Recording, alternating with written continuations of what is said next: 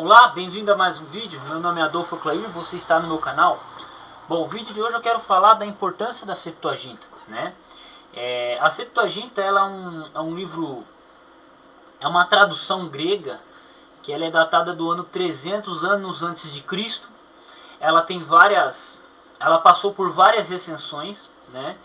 Você teve várias recensões. Na verdade, a Septuaginta ela se inicia como sendo a tradução do Pentateuco e depois os outros livros vão sendo traduzidos com o passar do tempo, né? Interessantemente que você tem algumas citações no Novo Testamento em grego que são citações diretas da Septuaginta, né? Outras partes são citações de Targum, citação do texto hebraico, citação do texto em aramaico e por aí vai. Você tem até citação de texto rabínico, textos que hoje não estão no cânon bíblico e tal. Mas você tem um conjunto de citações que são citações diretas da Septuaginta.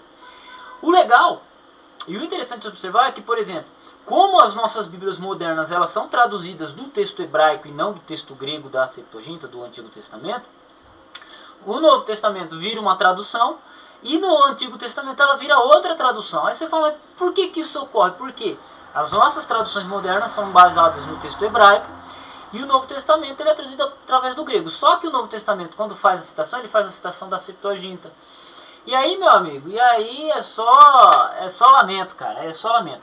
O interessante é que o paralelo de boa parte das citações, minha garrafa caindo, a citação de boa parte da Septuaginta você vai encontrar no final desse livro aqui, o Novo Testamento Grego, quinta edição revisada. É um livro baratíssimo de se conseguir, tá?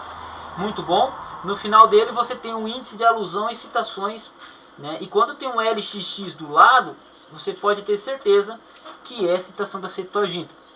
Então esse é um dos detalhes que muitas vezes passa despercebido pra gente sobre a Septuaginta.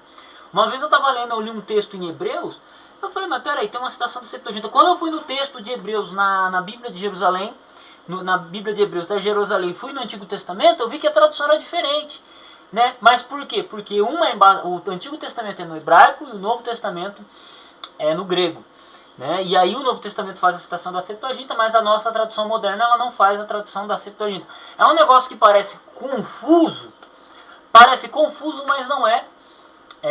Quando você entende o desenvolvimento de quando o Novo Testamento é escrito, quando a Septuaginta é escrita, em que momento ela foi usada, fica muito evidente isso aí.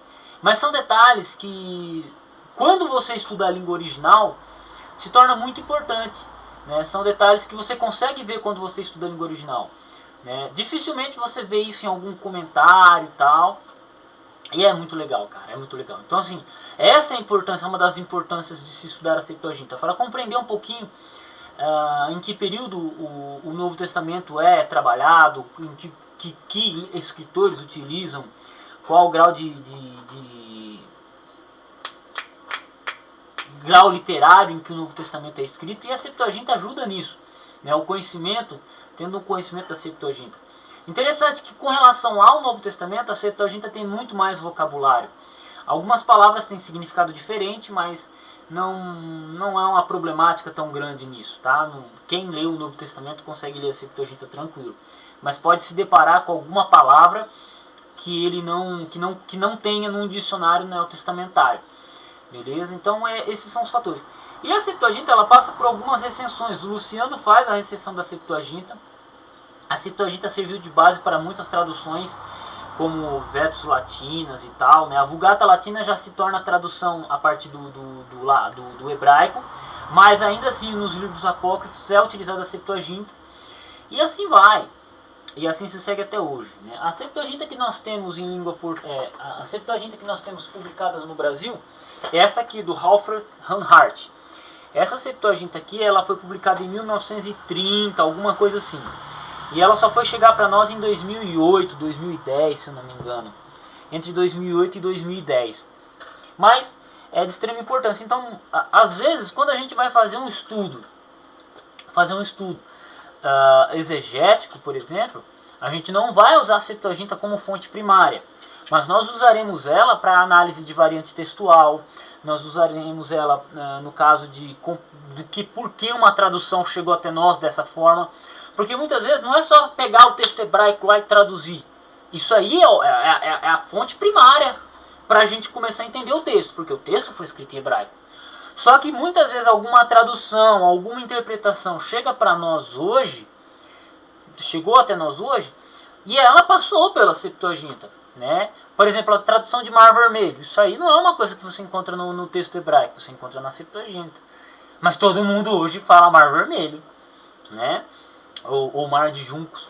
Então, estou mostrando para vocês um pouquinho da importância da Septuaginta. Um outro detalhe, a Septuaginta ela era muito importante para a crítica textual do Antigo Testamento, por exemplo, até 1948, 1980. Por que era tão importante? Porque em 1948 você tem a descoberta dos manuscritos do Mar Morto. Manuscritos do Mar Morto. E o que acontece? Você tinha o texto aramaico, você tinha o texto hebraico, o texto massorético, que é do ano 1000 a.C., depois de Cristo, ano 1000 depois de Cristo. Só que você olhava para as versões mais antigas, as cópias manuscritológicas mais antigas da Septuaginta, e o que você encontrava? Diferindo a tradução do texto massorético.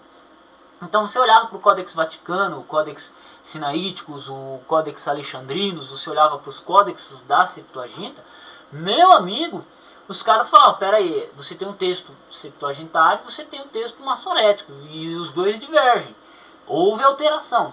E o interessante é que quando você vai nos manuscritos do Mar Morto, você tem uma forte revelação de vários textos correntes e tal, e batendo com a Septuaginta e compreendendo. Então o negócio ficou muito mais claro diante da evidência.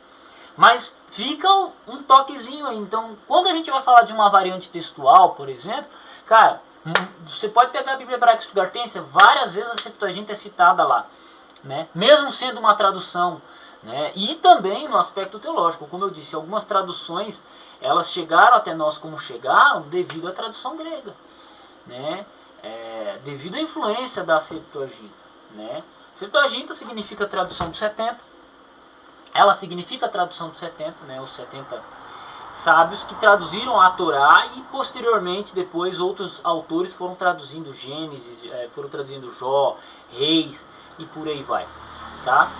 É uma tradução que é fascinante, cara, né? Ela não chega a ser a Bíblia inspirada, né?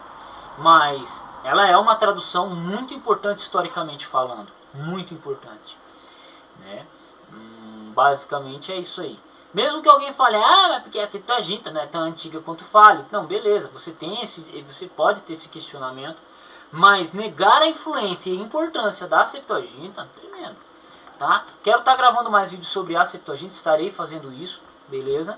Então, espero que esse vídeo tenha sido informativo. Lembrando que o códex mais importante da Septuaginta que nós temos é o Códex Alexandrinos do século V, para o Antigo Testamento, né? Ele é o códex mais importante. Então você tem o Vaticano e você tem os Sinaíticos, né? Mas a cópia mais importante da Septuaginta é do Alexandrinos. É muito interessante isso aí, né? Interessante que lá por volta de 1930, 1920, o Halffes, né, Alfred Halffes e Ralph Hanhart, ele sentiu a necessidade de uma Septuaginta com aparato crítico e tal. E estava sendo feito o projeto de Gothic, né, a Septuaginta Gothic, que até hoje não terminou de ser publicada. Então o que ele faz? Ele vai lá e publica essa obra aqui de maneira mais rápida, para ser o braço direito dos estudiosos. E ela, graças a Deus, chegou quase 80 anos depois para nós. Beleza? Espero que esse vídeo tenha sido muito informativo, tá? Eu acho que temos que falar da Septuaginta. Então qualquer questionamento que vocês tiverem sobre Septuaginta, façam aqui, podem mandar uma mensagem para mim no meu e-mail também, por favor. Eu fico agradecido se vocês fizerem isso, tá? E é isso aí, comentem, curtam, compartilhem esse vídeo, tá? Se puderem também, se você que assiste esse vídeo, eu acho importante o trabalho que eu faço, se puder me ajudar com pelo menos R$10 mensais, minha conta está na descrição desse vídeo, então você anota, coloca lá na sua carteira lá. Adolfo, eu queria aprender um pouquinho de grego. Cara, eu dou aula de grego, eu dou aula de crítica textual, né? Isso que eu estou mencionando é crítica textual do Antigo Testamento, né? Temos aqui a Septuaginta, Novo Testamento grego, quinta edição revisada e por aí vai. Então estou aqui à disposição de vocês, beleza? Tamo junto no campo de batalha. Deus abençoe seus estudos. E é isso aí. Fiquem com Deus. Até o próximo vídeo. Tamo junto.